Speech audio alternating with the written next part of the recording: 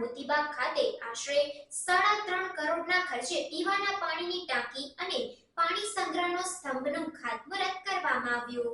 ડભોઈ નગર વિકસિત થતું જાય છે તેમ પ્રજાની પ્રાથમિક સુવિધા આપવા અને પીવાના પાણીની વ્યવસ્થા કરવા માટે મોતીબાગ ખાતે આશરે ₹3.5 કરોડના ખર્ચે નવીન પીવાના પાણીની ટાંકી બનાવવામાં આવનાર છે.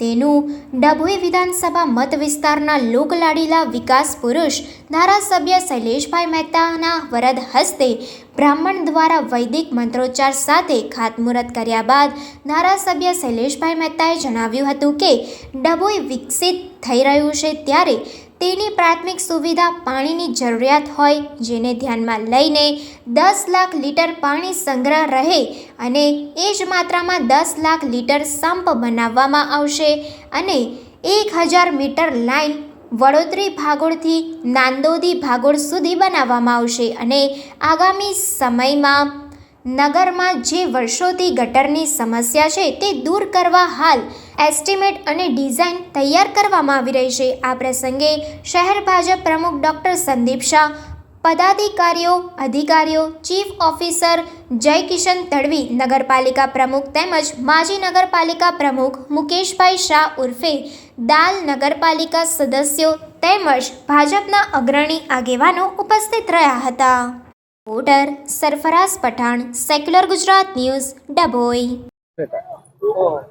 ડભોઈ નગરને પાણીની સમસ્યાને ધ્યાનમાં લઈને સરકાર દ્વારા 3,54,00,000 જેવી રકમ ફાળવવામાં આવેલી છે ને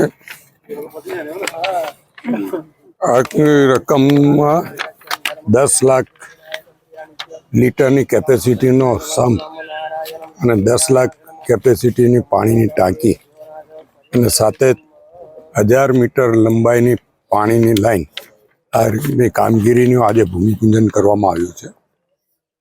આ પાણીની ટાંકી અને સંપ તૈયાર થઈ ગયા પછી નગરના 4 દરવાજાના લોકોને પાણીની શાંતિ રહેશે એવું માનીએ છીએ અને આગામી દિવસોમાં બીજા 15 કરોડ રૂપિયાના ખર્ચે પાણીની યોજનાનો લાભ ડભોઈ નગરનાને મળશે. એટલે સરકાર દ્વારા આને માટેની પૂરી તૈયારીઓ કરવામાં આવી છે અને પાણીને પછી રાજ્ય સરકારમાં ડ્રેનેજની સમસ્યાઓને ધ્યાનમાં લઈને સમગ્ર નગરની ડ્રેનેજ માટેનો પણ પ્લાન મોકલવામાં આવ્યો છે અને લગભગ 52 કરોડ કરતાં વધારે રૂપિયાની રકમ એ પ્લાન અંતર્ગત સરકારમાંથી માંગવામાં આવી છે અને અમને હકારાત્મક પ્રતિસાદ મળ્યો છે. એ આવ્યા પછી આ નગરની તમામ ડ્રેનેજ લાઈનો પણ નવી નાખવામાં આવશે, જેથી જે પાણી ને ડ્રેનેજની સમસ્યાઓ ડભોઈ નગરને એમાંથી તમામને મુક્તિ મળશે. એટલે હું આ તબક્કે સરકારનો પણ આભાર માનું છું, નગરપાલિકાના અધિકારીઓ, નગરપાલિકાના હોદ્દેદારો તમામ જે રીતે મહેનત કરી રહ્યા છે અને ડભોઈને દર્ભાવતી નગરી બનાવવા તરફ લઈ જઈ રહ્યા છે એ બદલ તમામને અભિનંદન અને શુભેચ્છા પાઠવું. સમાચારોની અવનવી અપડેટ્સ માટે જોતા રહો સેક્યુલર ગુજરાત ન્યૂઝ. સાથે સેક્યુલર ગુજરાત ન્યૂઝ ચેનલને લાઇક, શેર અને સબસ્ક્રાઇબ કરો અને બેલ આઇકોન દબાવીને સમાચારોની ઝડપી માહિતી મેળવો.